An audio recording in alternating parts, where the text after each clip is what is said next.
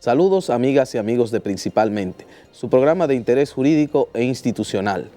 En esta entrega contamos con la presencia del licenciado Juan Francisco Puello Herrera, distinguido jurista dominicano, con quien conversaremos acerca de la Ley de Sociedades Comerciales. Acompáñenos.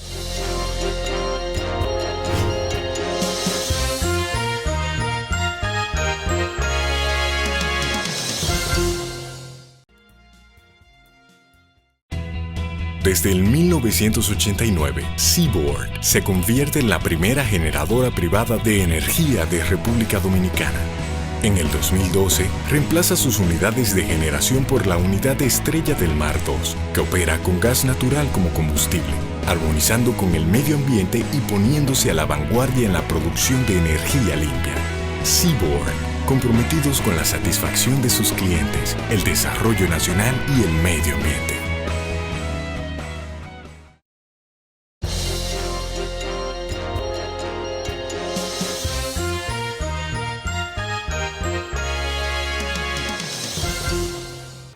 Saludos amigos de Principalmente.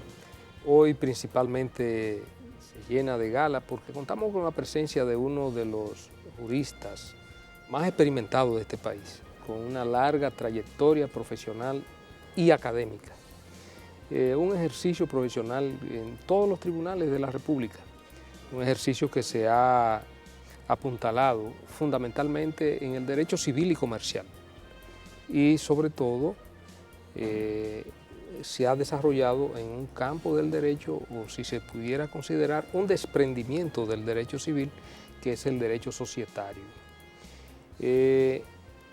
Pues principalmente hoy tiene el honor de presentarles a los amigos televidentes al doctor Juan Francisco Puello Herrera. La verdad que para nosotros principalmente es un honor contar con la presencia de tan destacado jurista, en el sentido de que le hemos venido dando seguimiento en toda su trayectoria ya de más de 40 años de ejercicio profesional ininterrumpido, un ejercicio de la abogacía en las áreas que hemos mencionado, pero también un ejercicio académico que va casi concomitantemente con su ejercicio profesional, un ejercicio académico de también más de 40 años.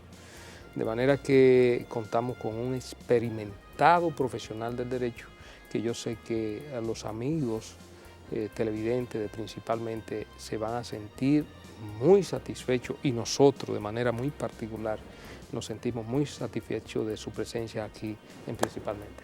Gracias, doctor Herrera. Gracias. Gracias por darnos la oportunidad de venir a compartir con nosotros aquí en Principalmente, que es un espacio que tiene como objetivo dar a conocer, educar al pueblo dominicano y también a los amigos televidentes que nos ven en el exterior, porque principalmente se ve en los Estados Unidos y casi en todo Centroamérica y América del Sur, porque nos vemos también a través de Telemicro Internacional. Doctor, yo creo que un abogado de su experiencia... Si puedo interrumpir un momentito. Sí, cómo no. No, yo que el béisbol me ha hecho un daño tremendo a mí. Yo tengo muchos años en el béisbol. Y lo digo generalmente en los sitios donde voy, ante más de 20,000 personas a veces, que el protocolo yo lo he perdido, porque el béisbol tiene eso. Yo me he hecho un daño tremendo, ¿no? ¿Verdad? Porque es dar las gracias a ustedes por la invitación, pero realmente la verdad que he visto el programa, me luce muy interesante, sobre todo en el aspecto educativo e instructivo, Sí. que la gente necesita eso, se abre con llaneza, ¿no? ¿Verdad? Que entiendan aspectos del derecho que a veces son prohibitivos para muchas personas que no tienen acceso a esto. Y nosotros decimos, doctor, que por lo menos en República Dominicana, cada dominicano lleva dormido, si no lo es, un abogado. Aquí casi todo el mundo es abogado. Pero un médico también. Y también un médico. Entonces, la gente se ha interesado mucho por el derecho, sobre todo a partir de que se hicieron muy populares los juicios donde intervenían figuras del derecho dominicano como el doctor Marino Vinicio Castillo, el doctor Ramón Pina Y desde Acevedo, el juicio a los asesinos de las hermanas Mirabal, desde el juicio de los con Valera Benítez. Exactamente.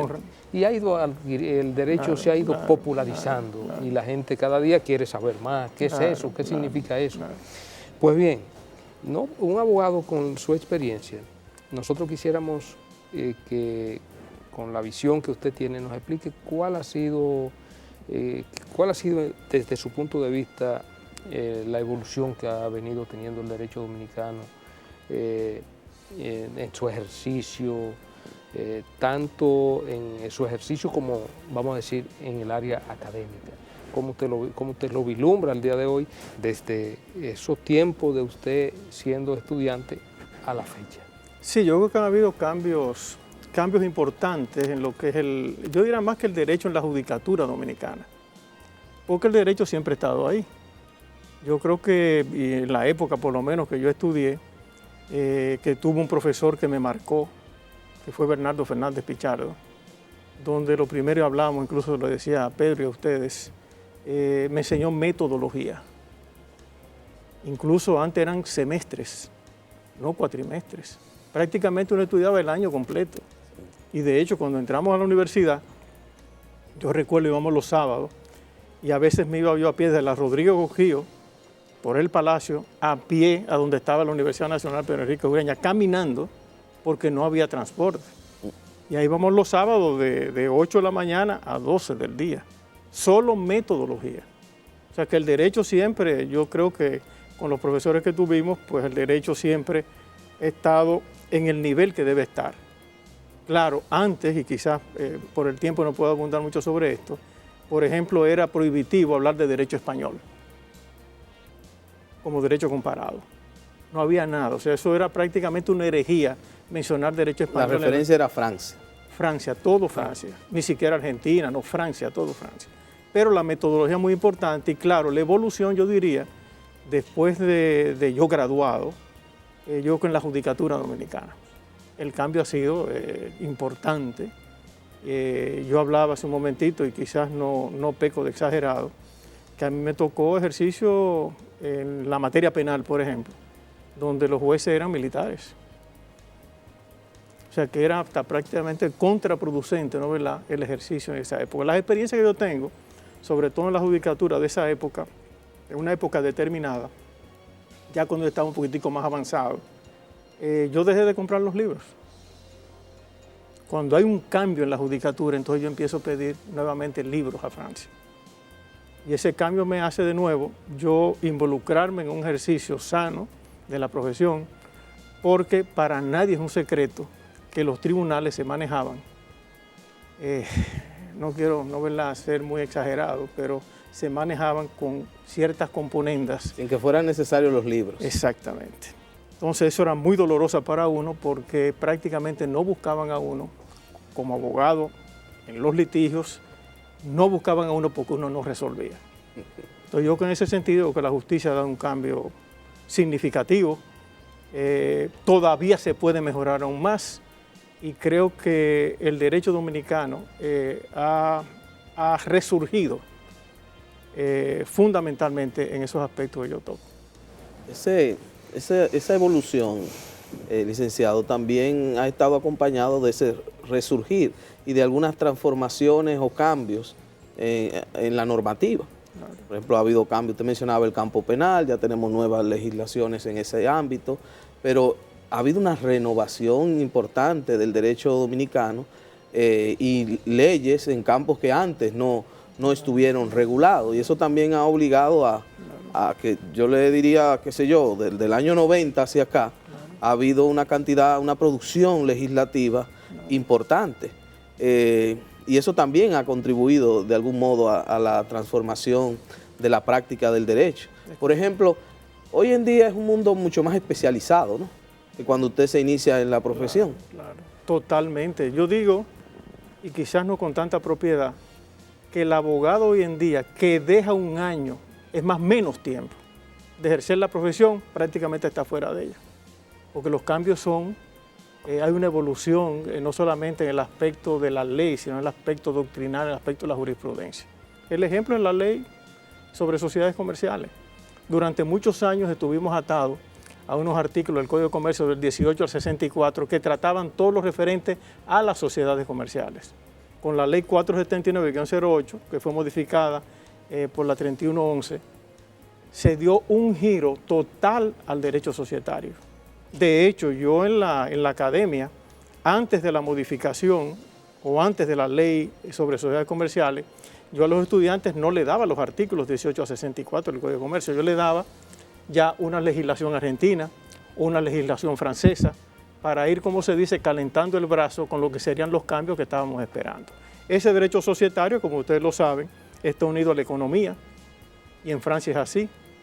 Todo lo que es el progreso que hay en la legislación societaria va unido a la economía. En la medida que cambia la economía, va cambiando lo que es la legislación societaria y en sentido general todas las legislaciones. Decía Radamés que en el aspecto societario hay un desprendimiento del derecho civil, y es verdad.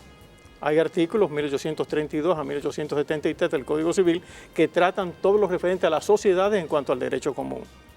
Pero claro está, eso es ya como un derecho supletorio, o sea, suplía lo que no establecía en este caso el Código de Comercio y en este caso muy poco lo que no contempla la Ley 479-08 sobre sociedades comerciales. Pero más que eso hay un tema que es importante quizás que abordemos, sí. Y es que durante la vigencia de la legislación antigua en materia de sociedades, había muchas de las sociedades que existían ahí que en la práctica carecían de existencia real. Entonces, a mí se me antoja preguntarle, los modos, los tipos de sociedades que aparecen en la nueva ley, en la práctica, cada una de ellas tiene esa utilidad, tiene vigencia práctica, o por el contrario hay algunas de ellas que como las comanditas simples y las comanditas por acciones quizás tienen poco uso. Sí, bueno, como dicen, me da por el pelado, como dicen vulgarmente. Yo les digo a los estudiantes lo siguiente: señores, no nos podemos casar con una sola sociedad, porque aquí se constituyan única y exclusivamente compañías por acciones, o sociedades anónimas, que era lo mismo, pero como compañías por acciones. Es culpa de los abogados no conocer las tipologías societarias para recomendarle al cliente que va a su oficina el tipo de sociedad que le corresponde. Es como cuando usted se va a hacer un traje. Usted no manda a otro, usted va para que le tomen su medida. Entonces, cuando el cliente va a su oficina, que le dice, mira, yo necesito una sociedad donde yo tenga en cuenta las cualidades personales de las personas con las cuales yo me voy a asociar, tú no le puedes recomendar una sociedad anónima, o una en nombre colectivo, o una comandita simple, una comandita por acciones, o una sociedad de responsabilidad limitada, que es un híbrido entre las sociedades de capitales o de capital y las sociedades de personas. Entonces, Pedro, en ese sentido, yo creo que el abogado dominicano, y me da mucha pena decir esto, somos copistas de estatutos. Y eso trae muchos problemas a la hora de un litigio, donde tú copias unos estatutos, es un modelario que hay, no le haces los cambios conforme a lo que el cliente te está pidiendo, y eso trae numerosos problemas a la hora de que se presentan los litigios en las sociedades, específicamente con algo que probablemente usted lo conoce mejor que yo, que son con las asambleas. La mayoría de los litigios en materia societaria tienen que ver con las nulidades de asamblea. Que no se toman en cuenta las disposiciones legales o la situación concreta que se iba a regular. Que se convocaron y no se convocó una parte de los asociados, que sí. Y está penalizado ahora mismo, ¿eh? Ahora hay unas sanciones ahí, que son los delitos societarios, que uno no puede jugar con eso. Yo quería preguntarle sobre eso, porque me ha inquietado siempre que gran parte de la ley 479 es como un pequeño código penal societario que hay ahí. Claro. Y usted decía que hablar de derechos societarios es hablar de la vida de los negocios, pero también hablar de la vida de los negocios, yo que cada cierto tiempo le doy seguimiento a ese tema, también vi durante mucho tiempo que se habló de la despenalización de la vida de los negocios, pero parecería que con la ley 479 vamos hacia un enfoque muy punitivo. ¿Qué tan efectivo es eso? Y era necesario llegar a la amenaza penal, porque de pronto puede ocurrir que una gente comete un delito sin tener la más mínima idea de que ser socio, comisario o algo de eso de una compañía lo convierte en potencial delincuente. Ya el que se mete en esto de sociedad ahora, y los administradores, tienen que saber que hay sanciones penales fuertes para ellos. De hecho, hay sentencias ya de tribunales penales donde hay personas que se le ha impedido entrar a una asamblea y se han querellado. Y hay sentencias ya hoy en día, sentencias, claro, de los tribunales inferiores, pero ya existen. Ahora, la persona que acepta ser administrador de una sociedad tiene que saber que hay unos delitos societarios muy bien estructurados, que es el garante de que esa ley se aplique como tiene que aplicarse. Hay incluso materias ya de delitos societarios, no solamente derechos societarios, sino delitos societarios, y se da como una especialidad. Pero aparte de eso hay cuestiones que también lindan con el derecho penal, y es que antes era muy común que la sociedad comercial se utilizara para cometer tropelías. Exacto. Sin embargo, mecanismos que ya existían en derecho comparado todavía no teníamos aquí, pero ahora existe una figura, el desvelamiento, el levantamiento del velo corporativo. La inoponibilidad que dice la ley. Exacto, que permite que usted pueda ir directamente donde esté responsable. Sí, pero vamos a hablar un poquitico de eso, con lo que es la inoponibilidad que habla la ley, que es el piercing of the veil, que se dice en inglés, que es el levantamiento del velo corporativo. Se ha tejido en torno a esa figura de la ley lo que yo llamo una forma de exagerar los efectos de ese artículo. En Estados Unidos, la mayoría de los casos de levantamiento del velo corporativo no progresan, no prosperan, porque hay que demostrar el fraude. Y a veces el fraude, lo sabes tú muy bien, Ramón, y ustedes que ejercen, Jamés y Pedro, ejercen la materia penal, a veces es muy difícil probarlo. Claro. Entonces, en ese sentido, todo el mundo habla, ¿no, verdad?, como proconsumidor. Yo digo que un abogado no debe hablar de proconsumidor. Ah, no, vamos a proconsumidor. No, espérate. Hay otras cosas por no hacer. Vamos a levantar el velo corporativo. Espérate, no es así.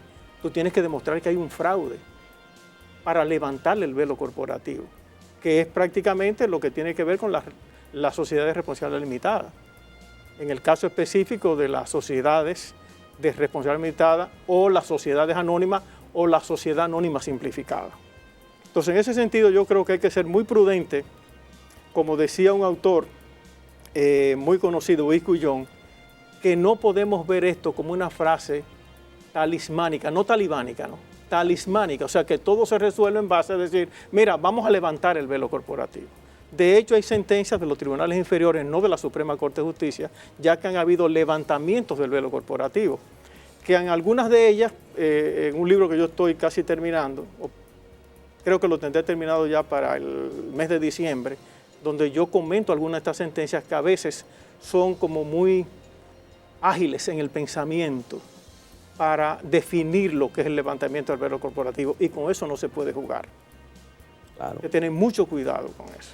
Pero fundamentalmente, y para que los amigos principalmente, que yo sé que este tema le interesa bastante, el tema de las sociedades, porque son muchas las compañías por acciones que se forman, familias se asocian, y el padre, los hijos, y luego, bueno, ahí se presentan los conflictos cuando, por ejemplo, desaparece el padre, lamentablemente, por muerte. Entonces vienen el lío por las acciones. Y a veces el más vivo de la familia quiere quedarse con la mayoría y el control de la compañía, y ahí se desata la guerra.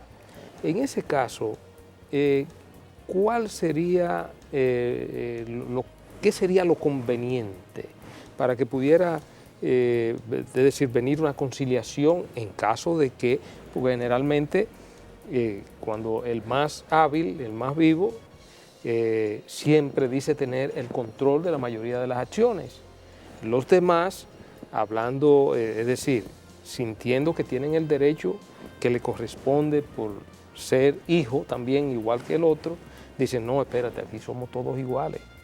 Pero ¿qué sucede? Que a lo mejor el hijo más inteligente, más hábil, hace que el padre le transfiera o le firme o le endose gran parte de las acciones. Hasta en la Biblia está eso con Esaú y Jacob. Exacto, hace que le transfiera la mayoría de acciones. ¿Pudiera eso deslegitimarse, por ejemplo, ese traspaso de acciones por parte del padre al hijo que dice poseer la mayoría de las acciones? porque esa venta o ese traspaso o esa venta de padre a hijo pudiera considerarse nula, no válida, inválida? Yo creo que más que esto, y te voy a dar la respuesta. Son conflictos que se dan. No, y hay conflictos societarios, pero más que esto yo creo que lo importante es prever eso, medidas preventivas. Y volvemos de nuevo, contratos o estatutos, porque ya no solamente los estatutos sociales se puede hacer mediante contrato. Es prever un contrato, unos estatutos, cuando sean sociedades. Bueno, realmente no te quiero corregir, pero ya no se habla de compañías por acciones. Solamente la ley habla una sola vez de compañía, que son las sociedades de nombre colectivo. Sí. Se habla de sociedades. Sociedades, sí. Sociedades. Ya compañía por acciones, eso ya no existe. No existe. Pero en el caso específico, que se hagan unos contratos de sociedad o estatutos conforme a las necesidades que tengan determinada familia. En vez de copiar unos estatutos de una compañía anterior. Claro, cuando tú no tienes unos estatutos o un contrato de sociedad ajustado a lo que es propiamente una compañía o sociedad, como tú le quieras llamar, de corte familiar, van a venir esos problemas. Incluso se recomienda en algunas sociedades que hayan reglamentos para el quórum. Ustedes saben que existen también los pactos societarios, que es otra cosa, que este es un artículo de la ley, el 194. Y hay un aspecto también que quiero retomar, como el tiempo se va rápido en televisión, que es el caso del buen gobierno corporativo. Hay un artículo, el 251, que habla de ese buen gobierno corporativo, el informe Cadbury, el informe Olivencia, que no son normas imperativas, sino de cómo tú puedes regular en una sociedad aspectos importantes para evitar esos litigios. Claro, los litigios en materia societaria y con familia nunca van a desaparecer, realmente, nunca van a desaparecer. Ahora, claro, ya cuando esté el problema, de hecho yo tengo en la oficina ahora mismo 3 o 4 casos de problemas entre familias, que generalmente se dan, y probablemente esto no sea extraño a los amigos televidentes, se dan cuando hay familias diferentes. Cuando hay hijos, y nunca llamo hijos naturales, hijos nunca de los diferentes llame matrimonios. de distintos matrimonios. Ni siquiera cuando era profesor en la universidad en Derecho Civil de las Personas, nunca, todos los hijos son naturales, porque nacen del mismo sitio. Sí. Hacerlo un poquitico más. Pero en este caso específico yo creo que lo importante es evitar esos problemas, realmente, evitarlos. Prever que no se den esos problemas. Y siempre los van a ver. Generalmente tiene que ver con las asambleas o con los derechos que reclaman algunos de los socios. Ahí entonces chocamos con un problema de la práctica societaria dominicana, y es que en gran medida las sociedades que se constituyen es básicamente sobre un modelo. O sea, gran parte de la práctica está con asumir acríticamente unos estatutos que solamente se van a leer en caso de un conflicto. Claro. Y ahí de pronto se da cuenta el que tiene el problema de que, bueno, pero lo pude haber regulado de otra manera. Y hay un aspecto, y con esto no hago promoción a la Cámara de Comercio y Producción de Santo Domingo o cualquier Cámara de Comercio. Por lo general, en los estatutos o contratos yo pongo la cláusula arbitral. Es una justicia más rápida, es costosa, aunque bajaron ahora la tasa administrativa, pero yo creo mucho en eso. Además yo soy árbitro, pero no porque sea árbitro, pero yo creo que la cláusula arbitral es importante colocarla en los contratos de sociedad, en los estatutos, por las razones que he dicho. Y otros aspectos importantes que tienen que ver con esto. Ahora, hay algo que tiene que ver con las sociedades de comercio a partir de la ley 479, que yo creo que ha llevado a que sea más transparente todo. Es el tema de que cuando uno necesitaba actuar a través de una compañía o quería constituir una compañía, se trataba posiblemente de una sola persona, que era emprendedor, pero existía el requisito legal de 7 socios. Que se le llamaba socio. Que era la ventana a la simulación y a simular que hay una sociedad de 7 socios. Se le ponía una acción. En realidad era uno solo. Exacto. Ahora ya sí es posible a través de las empresas unipersonales, ¿no? O individuales. Pero la empresa unipersonal no es sociedad. Entonces, ¿cómo esa empresa sí tiene personalidad jurídica? Tiene personalidad jurídica, pero en este caso no es sociedad. Porque hay que requiere 2 o más personas, ¿no? No, la empresa... Digo, Bueno, la no solamente por esto, porque la empresa, bueno, quizás yo no quiero ser muy académico, pero hay una diferencia entre sociedad y empresa. Claro. La empresa es un concepto eminentemente económico. El ropaje que utiliza la empresa es la sociedad. La sociedad es un concepto jurídico y la empresa es un concepto económico. Incluso, lo saben ustedes mejor que yo, existe la palabra empresa en el Código de Comercio, Claro. las empresas de suministro, existe en el derecho laboral, existe en el derecho civil, existe en el derecho tributario, pero como concepto económico. Claro, ¿qué quiso la ley 479 con la empresa individual de responsabilidad limitada? Lo que quiso fue separar el patrimonio del comerciante del patrimonio familiar, para que no se confundieran. Esa es la razón. Doctor, vamos a aprovechar para hacer una breve pausa y en el próximo segmento vamos a seguir con este tema que es sumamente interesante. Volvemos.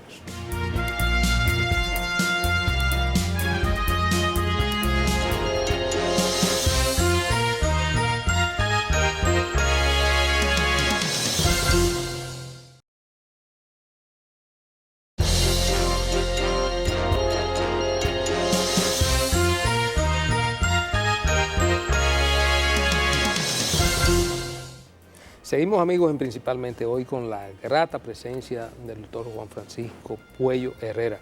Parece que había, en el segmento pasado, sí, había algo que usted algo quería sí argumentar. que se quedó, no Sí. en el tintero, porque ya no se puede decir así, Sí. nadie usa eso.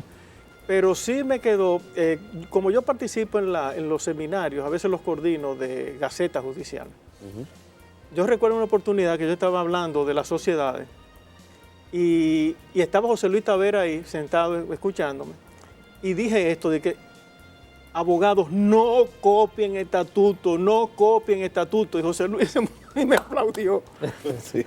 ¿Por qué razón? Porque es que estamos acostumbrados a eso. Incluso en mi oficina, yo le digo mucho a los abogados que tengo allá, le dije, señores, no copien, porque a veces esas copias te llevan a futuros problemas, a futuros litigios. Y eso yo no aconsejo a nadie, ¿eh? Los ignorantes no los escuchan, los sabios no lo necesitan. Yo hago sugerencias. Les sugiero a los estudiantes, señores, traten por todos los medios de no copiar para que se eviten muchos dolores de cabeza.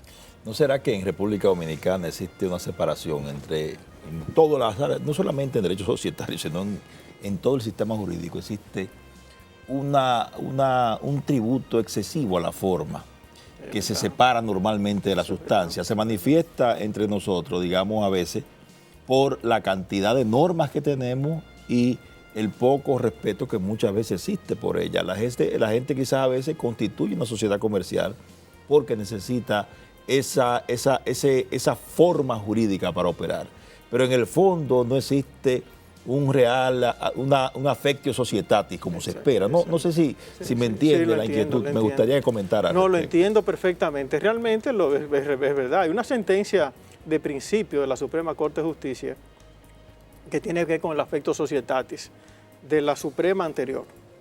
Un caso importante de una, no voy a decir los nombres, de una industria de ron con una empresa española, donde el affectio societatis, que déjeme decirle algo, Pedro, tú has dicho algo importante. Mira, el affectio societatis es una equivocación con esto. La gente cree que es fácil, no es fácil, ¿eh? Hay libros de cientos de páginas que hablan solamente sobre el affectio societatis, que es la intención de tú querer asociarte con alguien. Y ustedes lo saben como abogado en ejercicio, lo más difícil que hay es probar la intención, el elemento moral en materia penal. Es muy difícil. Entonces, ese affectio societatis tiene que estar conforme a la vinculación que tú tengas entre los socios que conforman una sociedad, que es un contrato plurilateral. ¿Qué se refiere cuando dice que es plurilateral? Bueno, que se diferencia del contrato de cambio, donde hay diríamos, lo significativo para diferenciarla es, en los contratos de cambio los intereses son contrapuestos, en el plurilateral son paralelos.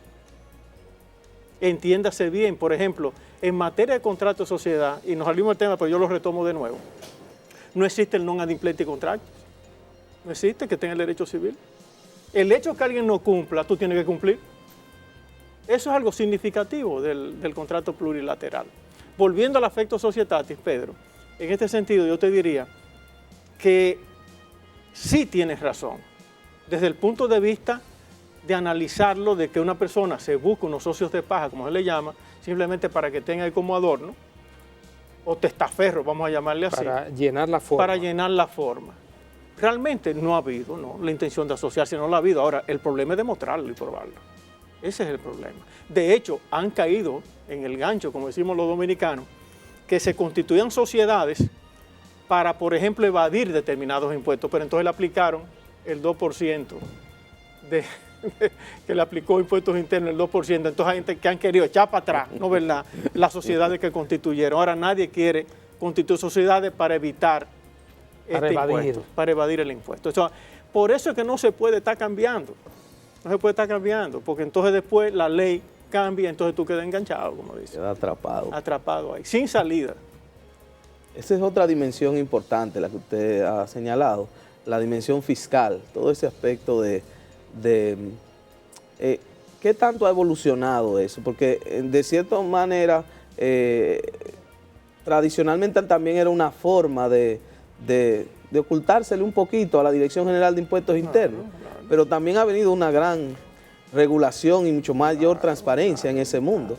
Hoy en día parece que el derecho societario no es un refugio fácil para al contrario, evadir el cumplimiento de las obligaciones. Al contrario, me lo advertí hace muchos años, más de 30 años, una persona muy querida por mí que me llevaba la contabilidad, me decía, se están organizando, no estoy hablando de impuestos internos, se están organizando y se organizaron.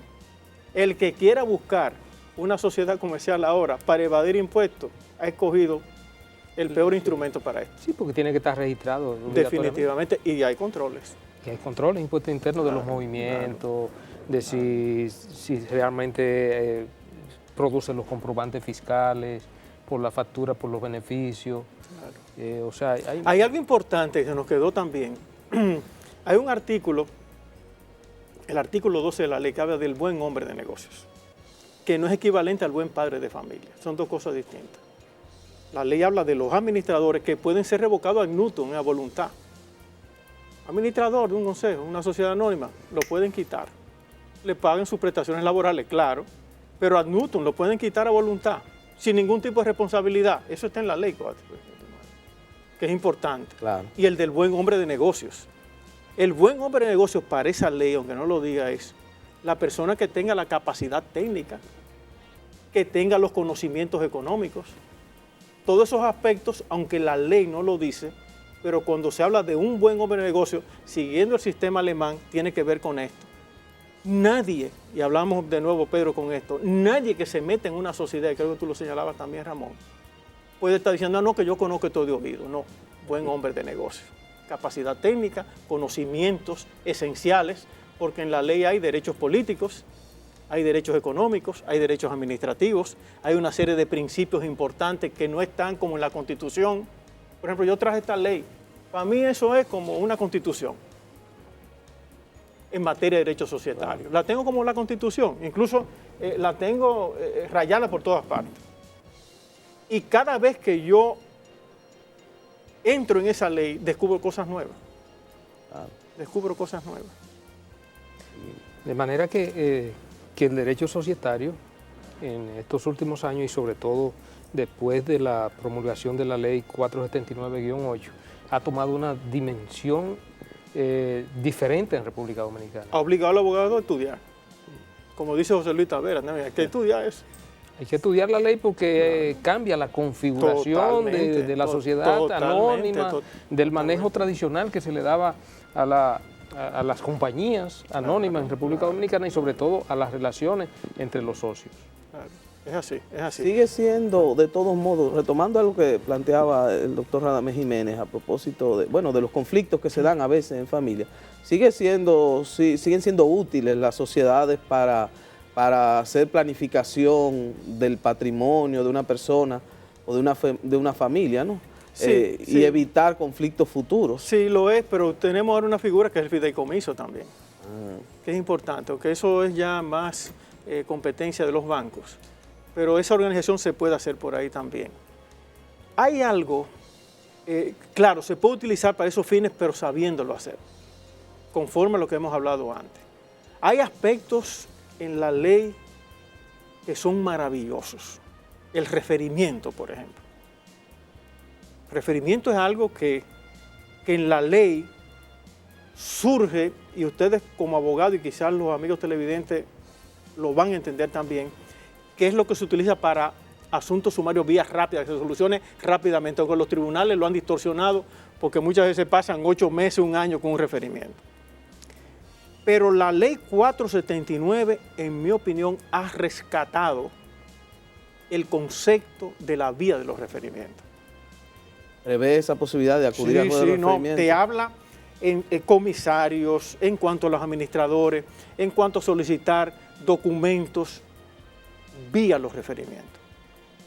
Todo lo que es prescripción, por ejemplo, pasando a otro aspecto, toda la prescripción es de 2 años porque es contractual. Solo hay un solo caso de 3 años, porque tiene que ver con los cuasicontratos. Pero toda la prescripción es de 2 años en la ley 479. Aspectos como las nulidades también, que se subsanan todas.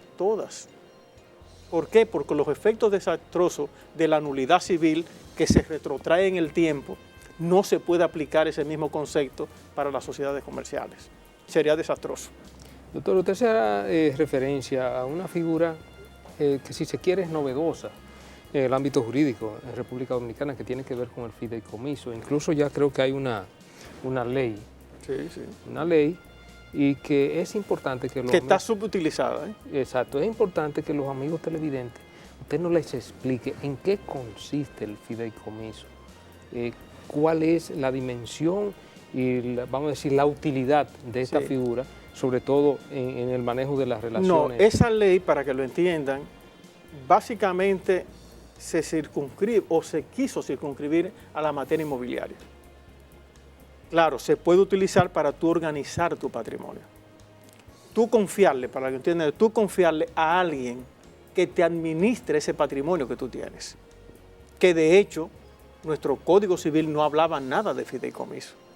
Esa ley llena un vacío, en cierta forma, de que tú puedas organizar tu patrimonio familiar y de que alguien te lo administre. Claro, un banco.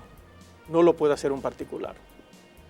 Como en otras legislaciones, se puede hacer, pero aquí en la República Dominicana esa ley es competencia solo de los bancos. Eso es una especie de garantía para que ese patrimonio no pueda ser diluido, dilapidado por los herederos, vamos a decir, que cuando esa persona, dueña, propietaria de ese patrimonio, los familiares no entren en disputa por cuestiones de herencia, vamos a partir. Bueno, las disputas pudieran estar, no aseguremos que pueda haberla, pero claro, protegido el patrimonio en esta forma. Exacto. Que esto ya es un con stop. Instrucciones acerca de cómo...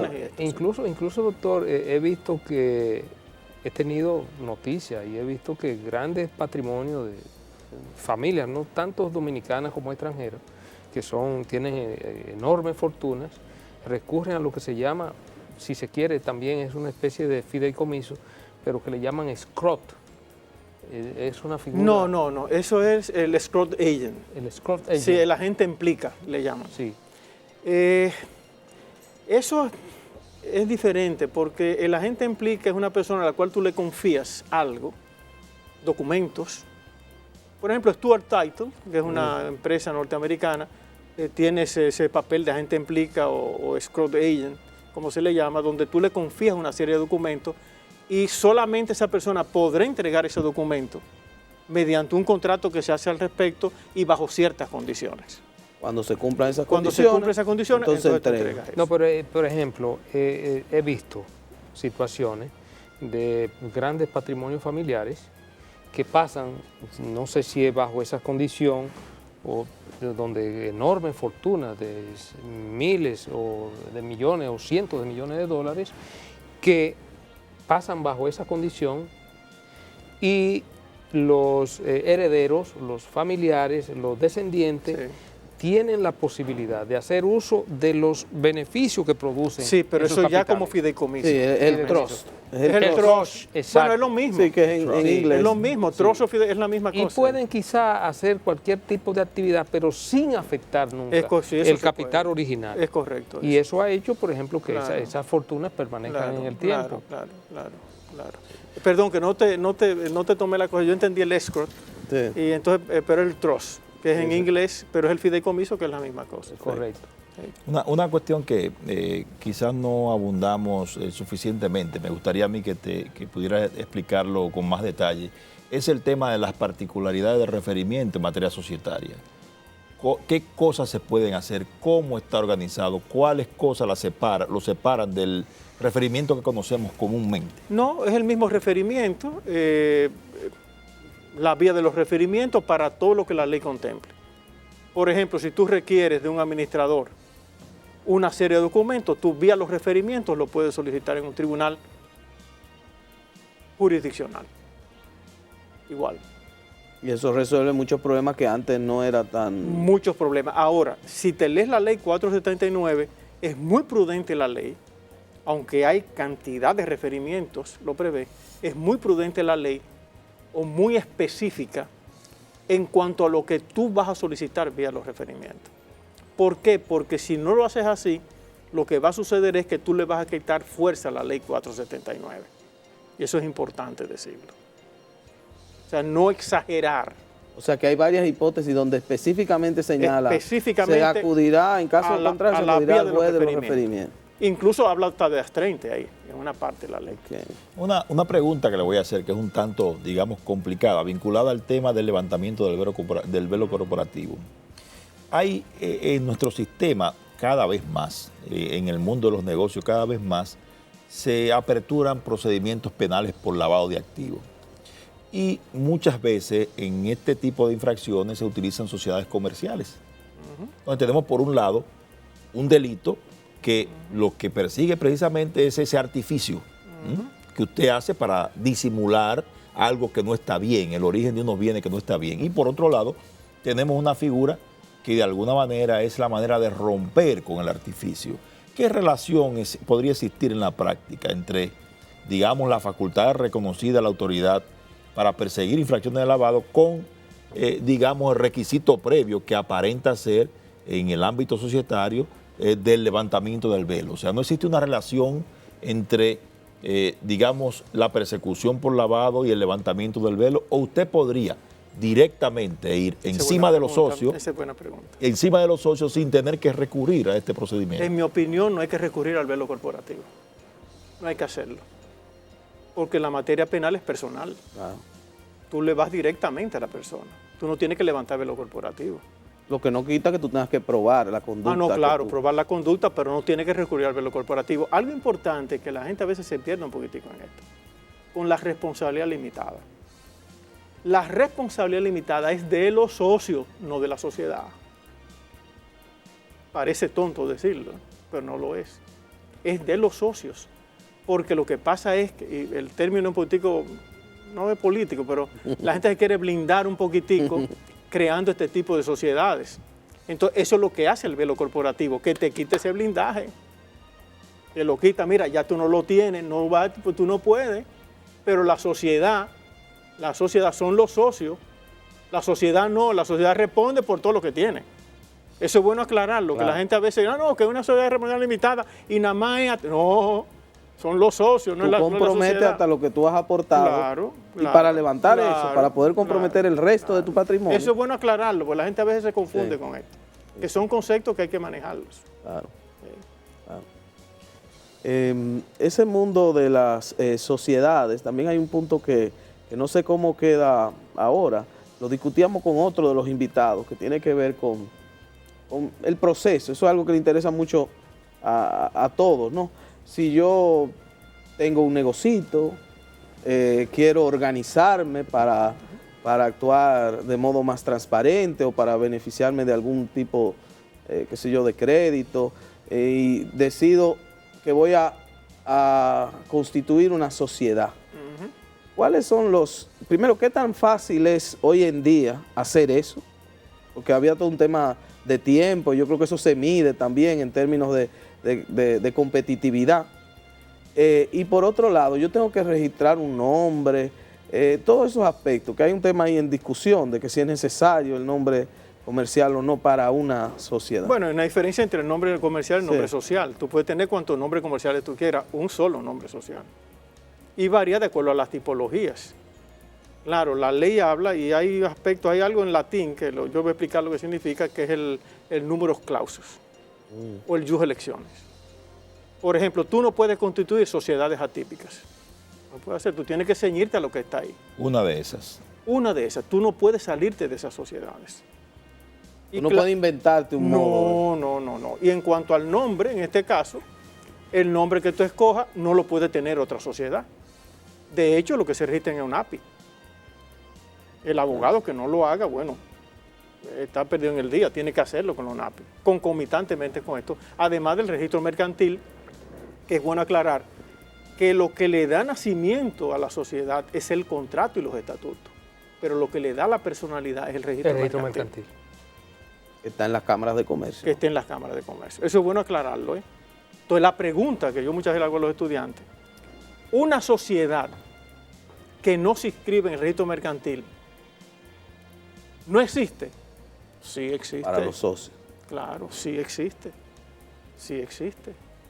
Lo que no tiene es personalidad. No tiene personalidad jurídica, no puede... Porque hay gente que no, el registro mercantil. No, espérate. Eso es para los fines de la publicidad, pero la sociedad sí existe para los socios. Hay otro tema que también ocurre mucho en la práctica. La gente se pregunta, hay una separación entre el negocio que explota la sociedad y la sociedad misma. O sea, una sociedad puede tener un nombre en particular, imaginémonos el nombre que sea, sí, pero puede ser que el comercio que explota ese negocio tenga otro nombre. Y en la práctica tribunalicia la gente demanda al comercio porque no sabe el nombre de la sociedad. ¿Qué solución existe en la nueva ley de sociedades al respecto? No, eso ya es doctrinal, no en la ley. Ahí está la doctrina de la apariencia, que se aplica en materia societaria también. La apariencia que tú hagas de ese establecimiento, el hecho de que aparezca con el nombre comercial y que tú no sepas el nombre social, pero hay algo que debe hacer todo abogado antes de demandar. Pedir una certificación al registro mercantil. Tú no puedes iniciar una demanda de una sociedad si no pide una certificación. No es que es obligatorio, pide tu certificación para saber quiénes son los que están ahí, como en la sociedad, y entonces tú inicias tu demanda. Es una cuestión que conviene a fines probatorios en el proceso que sea. Yocerantes tiene una frase muy buena que me gusta, que decía él, ¿no? Quien crea una apariencia se hace esclavo de ella. Una frase lapidaria, Sí, y tiene mucha lógica. Oh, pues tiene lógica. Además está la teoría de la apariencia en derecho. Sí, porque es lo que da también, lo que crea la percepción. Claro. O la publicidad engañosa. A veces hay abogados que se pierden con eso, que demandan y hay una publicidad engañosa ahí que ellos deben sacarle, como dicen, punta a eso, de la publicidad engañosa, que es bastante amplia. Claro. Hay un tema que la gente no entiende muy bien del tema de la personería jurídica de las sociedades. La percepción común que tiene la gente tiende a confundir el socio con la sociedad y no entiende que dependiendo de la naturaleza de la sociedad que esté conformada, existen reglas específicas que separan como persona, aunque como ficción jurídica, esa sociedad de aquella, de la personalidad, digamos, de cada uno de los socios. Y eso por primera vez, de alguna manera, está bien claro en la ley de sociedades. No sé si... No, está claro, muy claro. Incluso hay una discusión doctrinal importante si realmente las sociedades tienen personalidad jurídica. Hay autores en épocas pasadas que se la negaban, porque solamente las personas físicas podían tenerla. Es una ficción. Claro. Pero claro, la sociedad tiene atributos igual que la persona. Nacionalidad, estado, todo, nombre. Claro. Los atributos de la personalidad están ahí. Yo aprendí mucho, lo aprendí hace muchos años en la introducción al derecho, que hay que distinguir la persona de la personalidad. Claro. La persona es la que vive la vida jurídica, la persona es la aptitud para tú llegar a ser sujeto de derechos y obligaciones. Claro. Que eso te enseña mucho. Y las sociedades son sujetos de derechos. Claro, por supuesto. Profesor, vamos a aprovechar para hacer una breve pausa y vamos a seguir con este tema en el próximo segmento.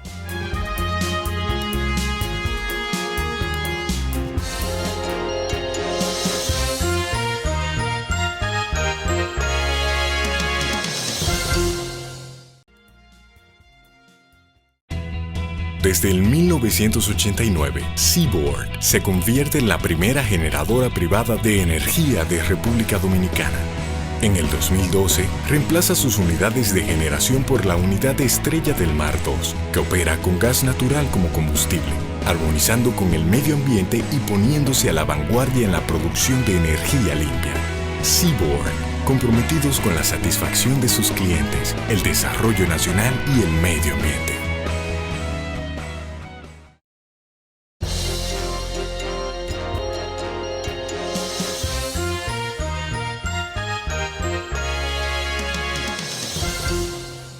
Seguimos, amigos, en Principalmente. Hoy un programa sumamente interesante con el doctor Juan Francisco Puello Herrera.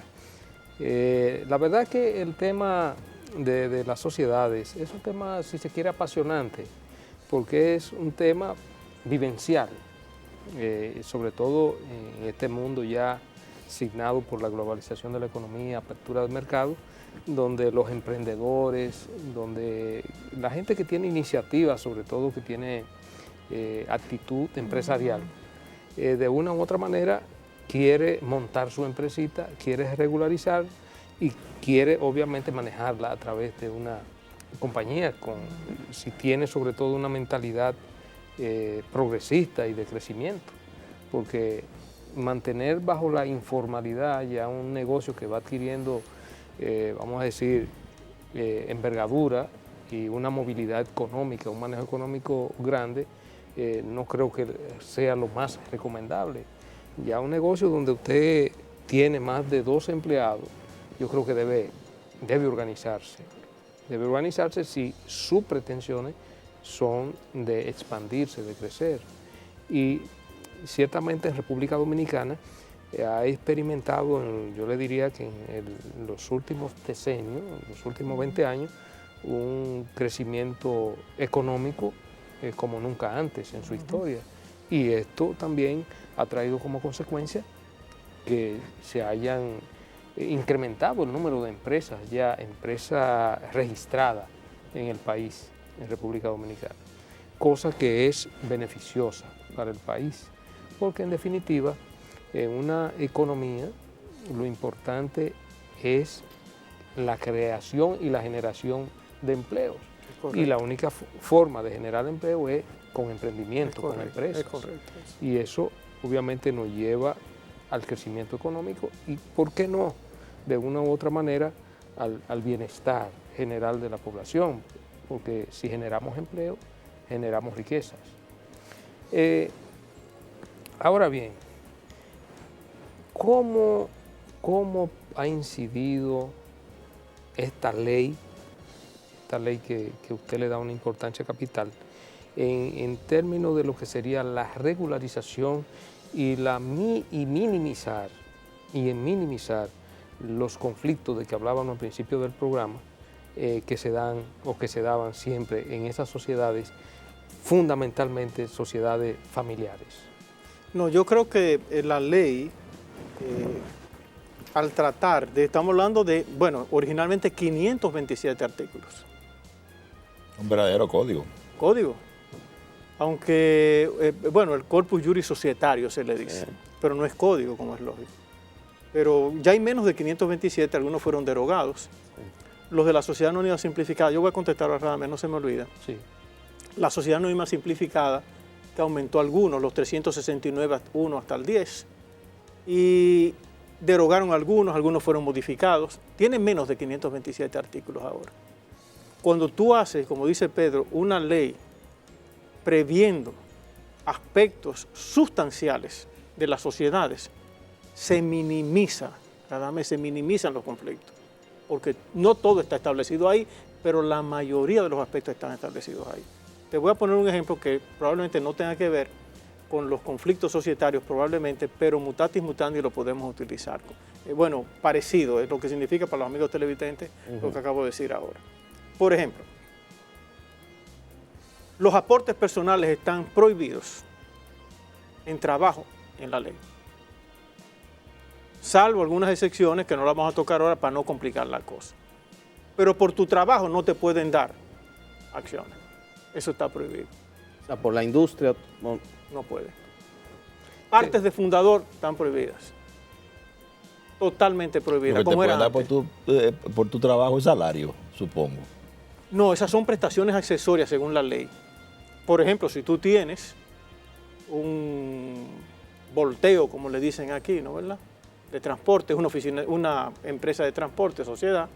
Entonces, mira, yo voy a poner eso ahí para que hagan los viajes. A ti no te pueden dar nada por eso de acciones, porque son prestaciones accesorias. Te pueden dar un centavo como acción. Ahora, como prestación accesoria de las utilidades sí te la pueden dar, porque están prohibidas.